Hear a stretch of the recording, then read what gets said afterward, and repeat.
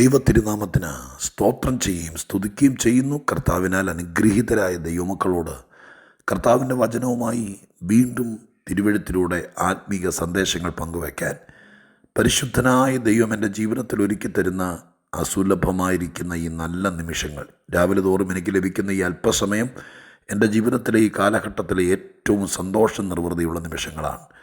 പതിനായിരക്കണക്കിന് ആളുകൾ കേൾക്കുന്ന കൊച്ചു കൊച്ചു സന്ദേശങ്ങൾ ഒത്തിരി പേരുടെ ഹൃദയത്തിൻ്റെ ഉറപ്പിനും നാളെക്കുറിച്ചുള്ള പ്രതീക്ഷകൾ വർദ്ധിക്കേണ്ടതിനും ജീവിതം മടുത്ത പലർക്കും ഒരു അത്താണിയായി, ഒരു കോവണിയായി സർവശക്തനായ ദൈവം പിടിച്ചു കയറാൻ ദൈവത്തിൻ്റെ കരുണയും കൃപയും പകർന്നു കൊടുക്കുന്ന ധന്യ നിമിഷങ്ങൾക്ക് ദൈവമായ കർത്താവ് തരുന്ന അവസരം ഉപയോഗിക്കാൻ ഇങ്ങനൊരു മുഖാന്തരം ദൈവം എനിക്ക് തന്നതോർത്ത്, ഈ ശുശ്രൂഷയ്ക്ക് എന്നെ ദൈവം പാകമാക്കിയതോർത്ത് ദൈവത്തിന് 1000 നന്ദിയും സ്തുതിയും സ്തോത്രവും പുകഴ്ചയും മഹത്വവും കരയറ്റിക്കൊണ്ട് വചനം കേൾപ്പാൻ ആയിരക്കണക്കിന് ആളുകൾ തയ്യാറായിരിക്കുന്നത് എൻ്റെ ജീവിതത്തിലൊരാവേശമാണ്.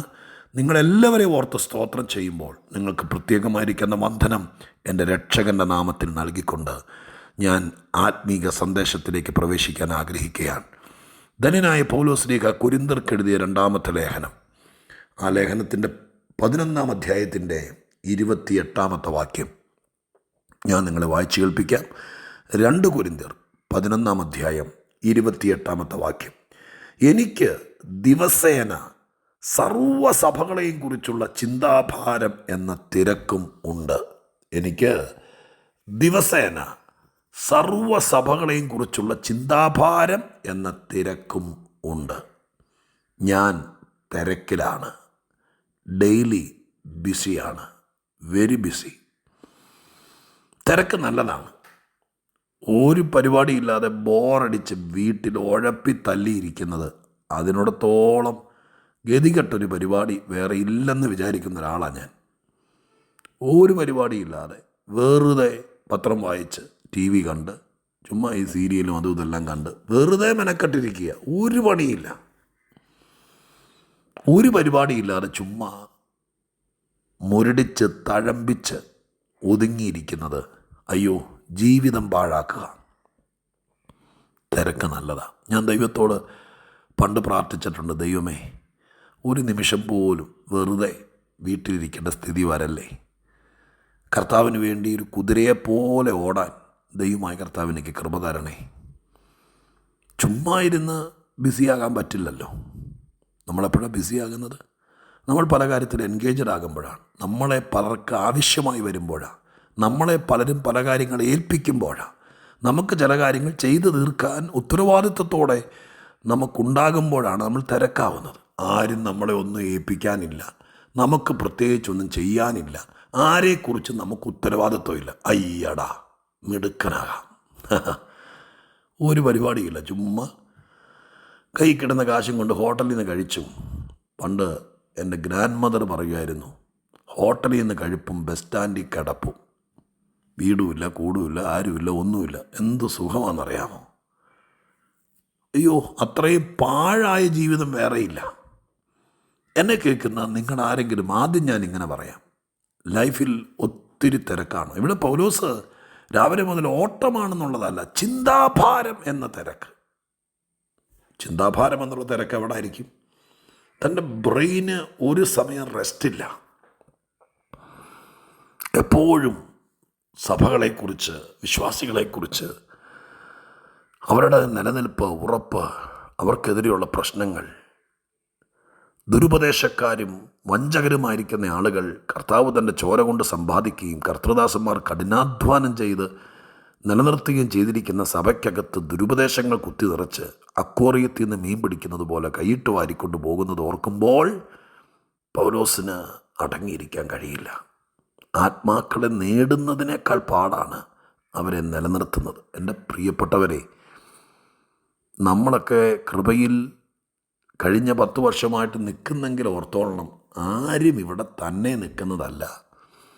അനേകരുടെ പ്രാർത്ഥനയും ശുശ്രൂഷയും കൈത്താങ്ങലും ഉപദേശവും ഇതെല്ലാം കൊണ്ട് നിൽക്കുന്നതാണ്.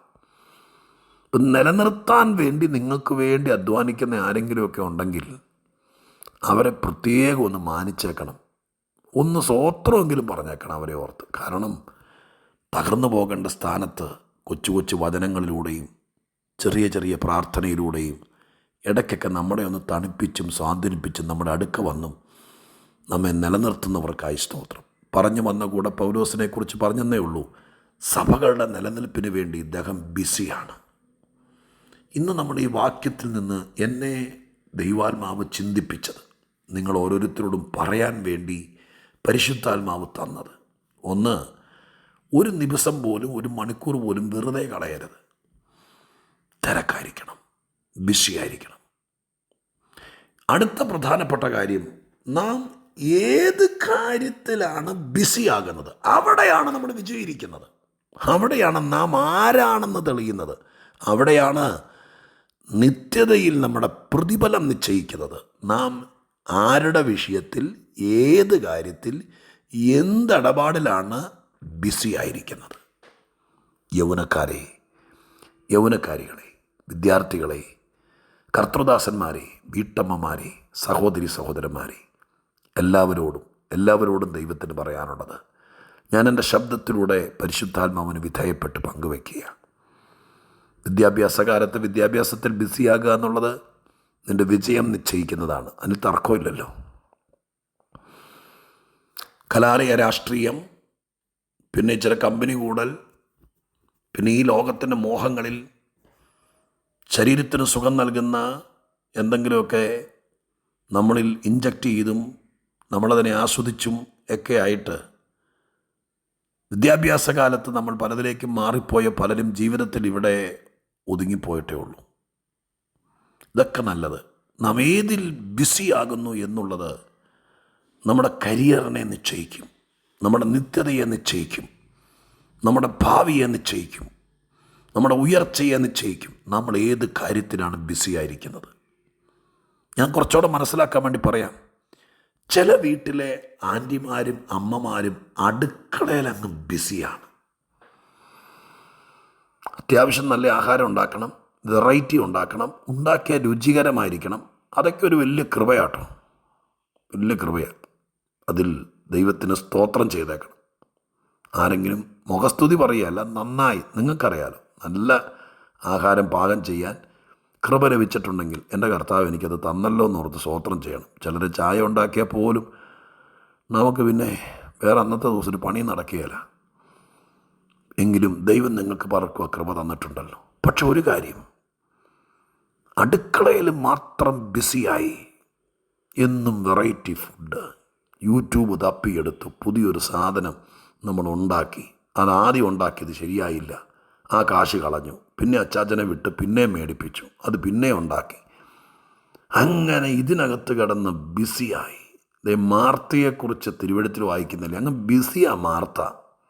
ഇത് പരാതിയാണ്. അവളെൻ്റെ പാത്രം പോലും കഴുകി വയ്ക്കുകയില്ല, അവൾ വേറെ കാര്യത്തിൽ ബിസിയാണ്.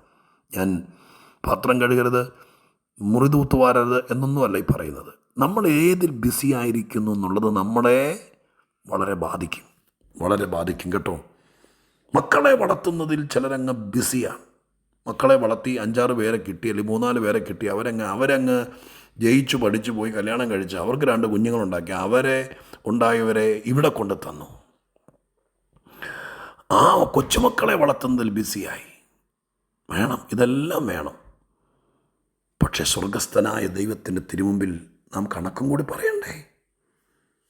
ചില നല്ല കർത്തൃദാസന്മാരടക്കം ചിലരുണ്ട്, ലോകത്തിലെ എല്ലാ ലൊട്ടിലൊടുക്ക സംഘടനയിലെല്ലാം ചെന്ന് തലയിടും. അതിൻ്റെയൊക്കെ പേട്രനായി, പ്രസിഡൻ്റായി, ട്രഷറായി, കമ്മിറ്റി മെമ്പറായി.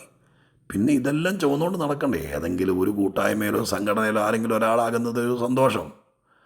പക്ഷെ കൈ കിട്ടുന്നതെല്ലാം കക്ഷത്തിൽ വെച്ചാൽ പ്രാർത്ഥിക്കാൻ പോലും നേരം കിട്ടിയാല. അപ്പം നമ്മൾ എന്തിൽ ബിസിയാകുന്നു എന്നത് ഭയങ്കര കാര്യമാണ്. യാക്കോബ് ഒരിക്കൽ പറഞ്ഞു, ലാബാൻ്റെ വീട്ടിൽ നിന്നിട്ട് 10-20 വർഷം കഴിയുമ്പോൾ പറയുക, ഞാനിനി എനിക്ക് വേണ്ടി, എൻ്റെ വീടിന് വേണ്ടി എപ്പോൾ ചിന്തിക്കും, എപ്പോൾ വിചാരിക്കും. അതിനർത്ഥം എന്താ? ആയുസ് മുഴുവൻ മുതലാളിക്ക് വേണ്ടി ബിസിയായി. ലാബാൻ അമ്മാച്ചനാണ്, അമ്മായിയപ്പനാണ്. പക്ഷെ അതിലുപരി അദ്ദേഹം മിടുക്കനാ. പുള്ളി അമ്മായിയപ്പനാണോ അമ്മാച്ചനാണോ നോക്കിയില്ല, ഒരു കമ്പനി മുതലാളിയായിട്ട് ജോലി കൊടുത്തു ആടുകളെ തീറ്റാൻ. അതിൽ പുള്ളി ഭയങ്കര കർക്കശക്കാരനായിരുന്നു. അപ്പം അങ്ങനെ പ്രസാദിപ്പിച്ച് ലക്ഷ്യസ്ഥാനം നിറവേറ്റിയെടുക്കാൻ വേണ്ടി യാക്കോബ് ആ കാര്യത്തിൽ അങ്ങ് ബിസിയായി. ഓർത്തോളണം, ആത്മീക കാര്യത്തിൽ യാതൊരു തിരക്കും നമുക്കില്ലെങ്കിൽ പ്രാർത്ഥനയുടെ കാര്യം, കൂട്ടായ്മയുടെ കാര്യം, വേദപുസ്തകം വായിക്കുന്ന കാര്യം, ഉപവസിക്കുന്ന കാര്യം, ഒറ്റയ്ക്കിരുന്ന് പ്രാർത്ഥിക്കുന്ന കാര്യം ഓർക്കാറുണ്ടോ? കർത്താവുമായിട്ട് തനിച്ചിരുന്ന് ദൈവസന്നിധിയിൽ കാര്യങ്ങൾ പങ്കുവയ്ക്കുന്ന കാര്യം ചിന്തിക്കാറുണ്ടോ? ആ കാര്യത്തിൽ ബിസിയാണോ? സ്പിരിച്വലി, ആത്മീയത്തിൽ തിരക്കല്ലാത്തൊരു മനുഷ്യൻ ക്രിസ്തീയ ജീവിതത്തിൽ പോലും വിജയിക്കാൻ സാധ്യത കുറവാണ്. പ്രത്യേകിച്ച് ദൈവദാസന്മാർ തിരുവചനത്തിൽ, പേഴ്സണൽ പ്രയറിൽ, വചനധ്യാനത്തിൽ, ദൈവീകമായിരിക്കുന്ന കാര്യത്തിൽ, സഭാ വളർച്ചയിൽ, ആത്മാക്കളെ നേടുന്ന കാര്യത്തിൽ ബിസി അല്ലെങ്കിൽ പാഴാകും കേട്ടോ, പാഴാകും. ഇന്ന് തീരുമാനിക്കണം, നമ്മെ തന്നെ വിലയിരുത്തണം. ഈ ഒരാഴ്ച, പിന്നെ ശനി ഞായറും കൂടി പോട്ടെ, നെക്സ്റ്റ് വീക്ക് ജൂലൈ മാസത്തിലേക്ക് കടക്കാൻ പോവല്ലേ, 1 വീക്ക് നാം നമ്മെ തന്നെ പരിശോധിക്കും. ഞാൻ ഏത് കാര്യത്തിലാണ് ഏറ്റവും ബിസി? പറമ്പിൽ നിന്ന് കയറാതെ ഉള്ള മാവും ചക്കയും ഇതെല്ലാം കൃഷിയൊക്കെ നല്ലതാ ചാച്ച. കണ്ണി കിട്ടുന്ന എല്ലാ ലൊട്ടിലൊടുക്ക് തയ്യും മേടിച്ചുകൊണ്ട് വന്നു 250, 350, 400 രൂപയ്ക്ക്. പിന്നെ അതിന് പിള്ളേരെ വളർത്തുന്നതൊക്കെ കഷ്ടമാണ്. എന്നെങ്കിലും ഒരു ചക്കയും ഒരു മാങ്ങയൊക്കെ വേണം. പക്ഷേ ലോകത്തിലില്ലാത്ത, അങ്ങ് യൂറോപ്പിൽ വളരുന്ന സാധനം ഈ കരിമ്പാറയുടെ ഇടയിൽ കൊണ്ട് നട്ടിട്ട് അതിൻ്റെ ചോട്ടിൽ കിടന്ന് ജന്മം പാഴാക്കുന്നതിനേക്കാൾ എത്രയോ നല്ലതാ ഒരു കൊച്ചു പാ മേടിച്ച് മുറിക്കകത്തിട്ടിട്ട് ദൈവത്തിൻ്റെ കാൽക്കൽ നെടുമ്പാട് കിടക്കുന്നത്. നിങ്ങൾക്ക് വീട്ടിൽ കൊണ്ട് തരും ഫോറിൻ ഫുഡ്സ്. ഇല്ലെങ്കിൽ ദൈവം തമ്പുരാൻ നിങ്ങളുടെ മക്കളെ അനുഗ്രഹിച്ച് അവിടെ കൊണ്ടുപോയിട്ട് തിന്ന് നിങ്ങൾ ഒരുപക്ഷെ ജീവിതത്തിൽ ലോകത്തിൽ ആരും ആസ്വദിക്കാത്തത് നല്ല രാജ്യത്ത് പോയി മരത്തേന്ന് പറിച്ച് തിന്നാൻ അനുവദിക്കും. ആ വളരാത്ത ചെടി ഇവിടെ കൊണ്ട് നട്ട് വെറുതെ മെനക്കെട്ട് ബിസിയാകുന്നതിനേക്കാൾ നല്ലത് കർത്താവിൻ്റെ കാൽക്കലിരുന്ന് നീ ഫലം കായ്ക്കാൻ നോക്ക്. പിണക്കം ഉണ്ടാകരുത്. നട്ട ചെടിയൊക്കെ അവിടെ നിൽക്കട്ടെ. ഇനി മേടിക്കുമ്പോൾ ചിന്തിക്കുന്നവരൊന്നോടെ ചിന്തിച്ചിട്ട് മേടിക്ക്. മെനക്കേടുണ്ടാക്കി വെച്ചിട്ട് പ്രാർത്ഥിക്കാൻ സമയമില്ലാത്തതിനേക്കാൾ നല്ലത് ഒരു ഗുണമില്ലാത്ത കുറേ ജീവികളെ മേടിച്ച് വളർത്തും. ഞായറാഴ്ച ഇതിനെ നോക്കിയിരിക്കും. പള്ളിയിൽ പോകാൻ പോലും നേരമില്ല. കണ്ട കാക്കയും പ്രാവും താറാവും പക്ഷിയും എല്ലാം മേടിച്ച് മുറ്റത്തങ്ങ് വളർത്തും. അത്യാവശ്യം എന്തെങ്കിലുമൊക്കെ 1-2 വളർത്ത്. പക്ഷേ ഇതിൽ ബിസി ആയാൽ സ്വർഗത്തിൽ പോവോ? അവിടെ ചെല്ലുമ്പോൾ വല്ലതും കിട്ടുമോ? നാം എന്തിൽ ബിസി ആയിരിക്കുന്നു ചിന്തിച്ചോളണം കേട്ടോ. പഠിക്കുന്നവർ പഠനത്തിൽ ബിസി ആകട്ടെ. എങ്കിലും കർത്താവിന് വേണ്ടി ഒരല്പം കൂടി തിരക്കാകാൻ നമുക്കൊന്നോടെ നമ്മളെ ട്യൂൺ ചെയ്യാം. അതിനായി പ്രാർത്ഥിക്കാം. പരിശുദ്ധ ദൈവമേ, ഞങ്ങളുടെ സ്വർഗീയ പിതാവേ, ഭൂമിയിൽ ഞങ്ങൾ അലസരാകരുത്, ഉദാസീനരാകരുത്, മടിയരാകരുത്. ഇതൊക്കെ ഞങ്ങൾക്ക് നന്നായിട്ടറിയാം. പക്ഷേ ഞങ്ങൾ ഏതിൽ തിരക്കാകുന്നു എന്നത് അങ്ങ് ശ്രദ്ധിക്കുന്നുണ്ടെന്നുള്ള കാര്യം ഇന്ന് ഞങ്ങളോട് പറഞ്ഞതിൽ നന്ദി അപ്പ. ഞാൻ ഉൾപ്പെടെ വിനീതരാകുന്നു, വിധേയപ്പെടുന്നു. വേണ്ടാത്ത കാര്യത്തിൽ തിരക്കാകാൻ ഒരിക്കലും ഞങ്ങളെ ഇടയാക്കല്ലേ. ആരെങ്കിലുമൊക്കെ വന്ന് ഞങ്ങളെ എൻഗേജഡാക്കല്ലേ. ദൈവം കരുതണം. ഇപ്പോൾ പ്രാർത്ഥിക്കുന്നു, എല്ലാവരെയും നേരാമണ്ണം നടത്തി ജീവിതം വിജയിപ്പിക്കണം. യേശുവിൻ നാമത്തിൽ പ്രാർത്ഥിക്കുന്നു, കേൾക്കണമേ പിതാവേ. ആമേൻ.